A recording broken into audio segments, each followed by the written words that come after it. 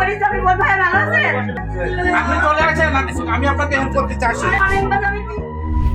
যশোর শহরের শান্ত এলাকা কদমতলী, সেখানকার স্বপ্নপুরী নামক একটি বাড়িকে ঘিরে গত সোমবার দুপুরে যা ঘটে গেল তা যে কোনো থ্রিলার সিনেমার গল্পকেও হার মানায়। 7 বছর ধরে যে বাড়িতে নিশ্চিন্তে বসবাস করছিলেন ময়না বেগম, সেই বাড়ির বাথরুমের বক্স ছাদ থেকে তাকে উদ্ধার করতে হলো পুলিশকে। কিন্তু কেন একজন ভাড়াটিয়াকে এভাবে লুকিয়ে থাকতে হলো? লোকচক্ষুর অন্তরালে ঠিক কী ঘটেছিল স্বপ্নপুরীর 4 দেয়ালের মাঝে?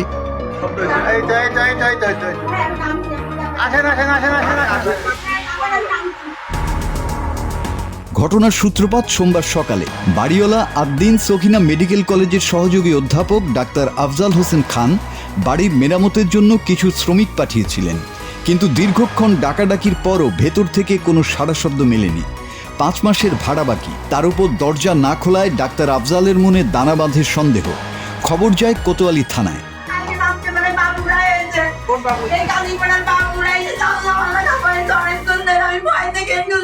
বেলা 12:30টার দিকে পুলিশ নিয়ে ডাক্তার আফজাল হাজির হন বাড়ির সামনে।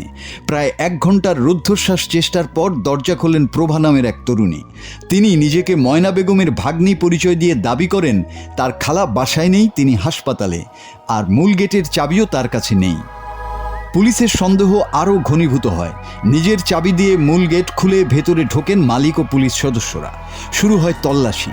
ঘরের কোনায় কোনায় খুঁজেও যখন কাউকে পাওয়া যাচ্ছিল না, ঠিক তখনই নজর যায় বাথরুমের ওপরের বক্স ছাদের দিকে।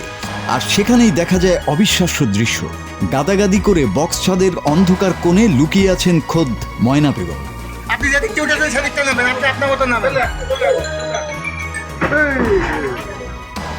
উদ্ধারের পর শুরু হয় জিজ্ঞাসাবাদ। ময়না বেগমের দাবি ভয় পেয়েছেন। গতরাতে ভাগ্নি প্রভার সাবেক স্বামী বাবু এসে ঝামেলা করেছিল। সোমবার সকালে আবারও লোকজনের আওয়াজ শুনে তিনি ভেবেছিলেন বাবু হয়তো দলবল নিয়ে চড়াও হয়েছে, আর সেই আতঙ্ক থেকেই এই অদ্ভুত আত্মগোপন। যদিও এসআই ওয়াহিদুজ্জামান জানিয়েছেন সেখানে কোনো অনৈতিক কর্মকাণ্ড বা বহিরাগত পুরুষের অস্তিত্ব মেলেনি, তবুও এই লুকোচুরি সহজভাবে নেয়নি এলাকাবাসী। বাড়ির মালিক ডাক্তার আফজাল সাথে সাথেই তাকে বাসা ছাড়ার নির্দেশ দিয়েছেন। স্থানীয়রা এই রহস্যময় আচরণের তীব্র নিন্দা জানিয়ে ময়না বেগমকে এলাকা ছাড়ার জন্য বেঁধে দিয়েছেন মাত্র 3 দিনের সময়। একটি সাজানো সংসার, দীর্ঘ 7 বছরের বসবাস, আর শেষমেশ বাথরুমের বক্স ছাদ থেকে উদ্ধারের মধ্য দিয়ে শেষ হলো স্বপ্নপুরীর সেই নাটকীয় অধ্যায়। Bangla TV news desk.